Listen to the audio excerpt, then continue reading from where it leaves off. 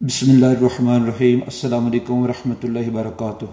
आइए बहुत ही प्यारी सुन्नत के मुताबिक जो दुआएं हैं वो अर्ज़ करता हूँ। इंशाल्लाह इल्म में भी इजाफ़ा होगा और अमल का जज्बा भी बढ़ेगा। जब छींक आए तो कहना चाहिए अल्हम्दुलिल्लाहि रब्बिल आलमीन, यानी अल्लाह ताला की तारीफ़ करनी चाहिए। या अल्लाह तेरा शुक्र है, तू तमाम आलमीन का रब है।